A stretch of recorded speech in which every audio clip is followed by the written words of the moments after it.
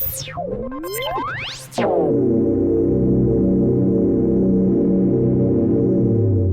is your weekly report on corruption in the Philippine government. The Sandigan has convicted a former official of the Technology Research Center and 4 others in graft and malversation charges arising from the use of congressional discretionary funds of the late Compostela Valley Representative Prospero Amatong. In its 57-page decision written by Associate Justice Oscar C. Herrera Jr. and promulgated on the 4th of August, the Anti-Graft Court's 2nd Division said the misuse of the Priority Development Assistance Fund of Amatong between 2007 to 2013 in transactions ostensibly for livelihood information programs caused undue injury to the government and gave unwarranted benefits. The court found Maria Rosalinda Masangsong Laksamana, Butch Canoy, Vincent Jordian, Mercy Cabig and Alfredo Soriano guilty of graft and sentenced them to up to 10 years imprisonment. It also ordered them to return 10 million pesos representing the amount wrongfully and illegally disbursed. Laksamana was the Legislative Liaison Officer and Group Manager of the Technology and Livelihood Information Dissemination Services Group at the time, while the others were Chief Executive Officer,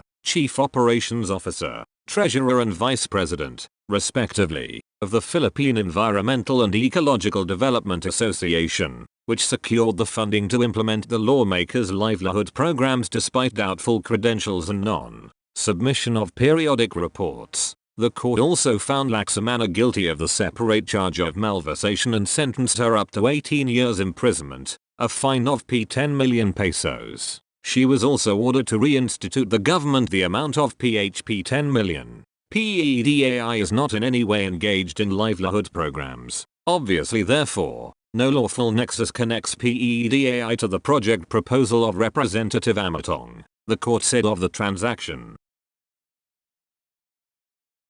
A police officer surrendered to his colleagues after he was accused of indiscriminate firing and poking a gun at 4 teenagers in Jero district in this city over the weekend. A manhunt was launched for Staff Sergeant Nico Galvasolo of Barangay Buntula hours after the incident that occurred at around 8 p.m. on Saturday. 12 hours later, Galvasolo surfaced at the city police station 3 to face the complaint filed against him. The complainant said Galvasolo poked a gun at them without reason or cause. Captain Lester Oliveros, chief of City Police Station 3, said Galvasolo admitted to have fired shots, but denied poking a gun at anyone. Oliveros said probers would check footage of closed-circuit television cameras installed at the scene of the incident.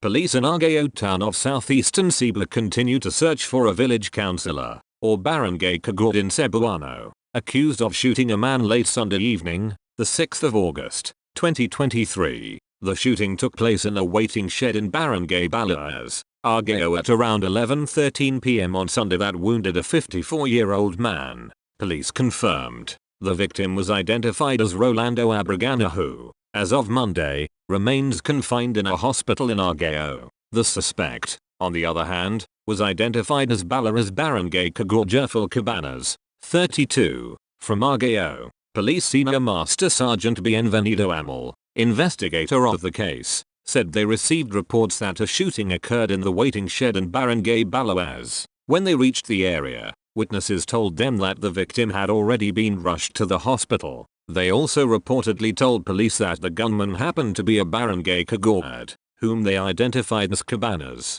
Amal said that Abragana and Cabanas were waiting for a ride at the waiting shed. The former was on his way to work while the latter was patrolling the area, together with other barangay officials and workers. According to at least 2 witnesses, Abragana and Cabanas suddenly got involved in a heated altercation which police later found out stemmed after the victim allegedly insulted the suspect. The suspect, Cabanas, went home but returned to the waiting shed carrying a gun of still unknown caliber, then fired 2 shots towards Abragana who sustained gunshot wounds on his stomach. The victim, Abragana, tried to chase Cabanas with a bolo but to no avail. A hot pursuit operation against Cabanas is still ongoing.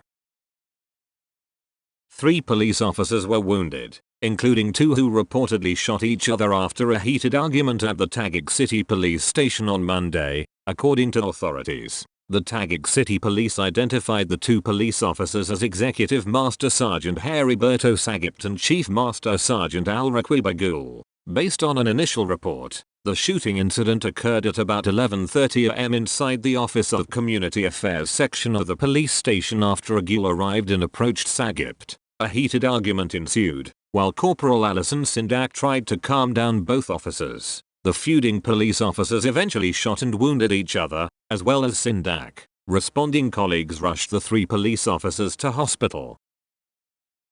2 Bureau of Corrections ranking officials, one allegedly on the illegal drugs watch list and the other a food caterer in one of the prison facilities, have been relieved of their posts while investigation is ongoing. Bucor Director General Gregorio P.O.P. Katapang Jr. identified those relieved officials as Deputy Director General for Administration and Davao Prison and Penal Farm Head Chief Superintendent Aroldo Aero, and Deputy Director General for Operations and Head Executive Assistant Angelina L. Bautista. The investigation and the removal from the posts were a result of the issues raised by Santa Rosa City Representative Dan S. Fernandez, Chairman of the House Committee on Public Order and Safety, against Aero and Bautista during a congressional hearing last August 3.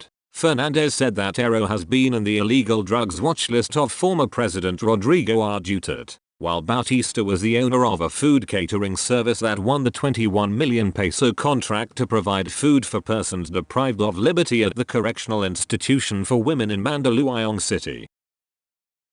9 police officers involved in an alleged ransacking incident in Imus City were relieved from their duties and placed under investigation on Monday, the 7th of August. A CCTV footage that went viral online shows several men in civilian clothes forcibly opening the door of a house and tinkering with items from a motorcycle compartment. They were also seen carrying wheel-shaped items and bags containing unknown objects from the house into a parked vehicle outside. In a statement, the Cavite Police Provincial Office said the 9 police officers in question were members of the Station Drug Enforcement Unit of Imus City Police Station. They reportedly conducted an anti-illegal drug operation in the area that resulted in the arrest of a street-level individual and a cohort. Confiscated during the operation were 20 grams of suspected shabu with an estimated street value of 136,000 pesos. Upon receiving a report about the alleged ransacking, Imus CPS Chief Lieutenant Colonel Michael D. Batagtoy informed the Cavite PPO and ordered the police officers to explain.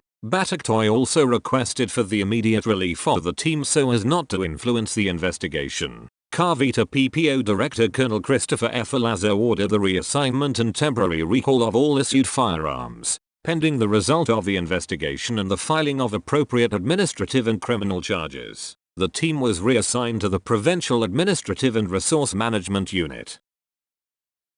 Criminal charges have been filed against 6 Navitas policemen who shot and killed a 17-year-old boy after mistaking him for a murder suspect last August 2. PNP Public Information Chief Colonel Rodrigo Marinan said this in a Viber message to Inquirer.net. Criminal complaint of homicide was filed against involved police officers. Administrative charges are also being readied, he said. For his part, Navitas Police Chief Colonel Alan Umapig said the law enforcers had admitted that they committed a mistake. The cops said they did not intend to kill victim Jehud Jemboy Baltazar. The policemen were conducting a follow-up operation after receiving a tip that a murder suspect they had been tracking down was along a river in Balance Street, North Bay Boulevard, South Cornloran, Umapig said. The substation commander reportedly received information that the suspect who had escaped was hiding in a boat. There were 2 of them. One was the companion and the young victim. Umapig narrated in an interview over DZBB last August 8. The policeman yelled that they should surrender. The victim suddenly jumped. One was just there. The cops made a mistake and fired into the water, and the victim was hit. He gave the account. Marinan said the cops already surrendered their issued firearms pending investigation. Some high-ranking government officials and a mayor in Bohol are facing a graft and corruption complaint from the Office of the Ombudsman over an alleged fraudulent water permit issued in Balilahan town.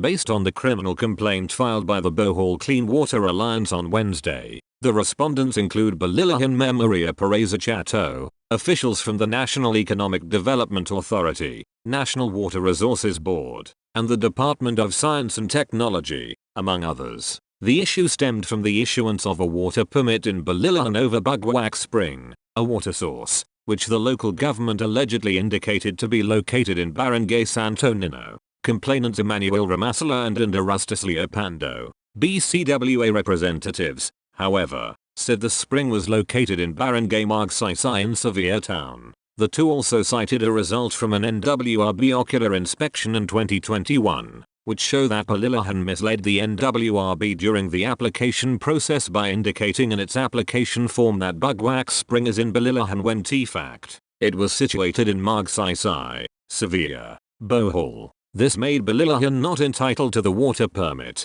they said. Aside from this, Sevilla's municipal mayor and Barangay Magsaysay were also not notified of the Palilahan town's water permit application on Bugwak Spring, based on the complaint. This was why the BCWA representatives said the respondents acted with manifest partiality, evident bad faith, and gross negligence and gave unwarranted benefits, advantage and preference to Palilahan's municipal government when they affirmed the validity of a water permit obtained fraudulently. It is the height of inequity for LGU Palilahan to utilize water obtained from Bugwak Spring in Barangay Magsaysay, Sevilla, Bohol. The complaint read, it is an affront to Barangay Magsaysay and Sevilla's territorial jurisdiction since LGU Palilahan did not secure their consent, much less inform them, before the start of the water supply project's construction or even ask for a permit from Barangay Magsaysay or from LGU Sevilla, it added.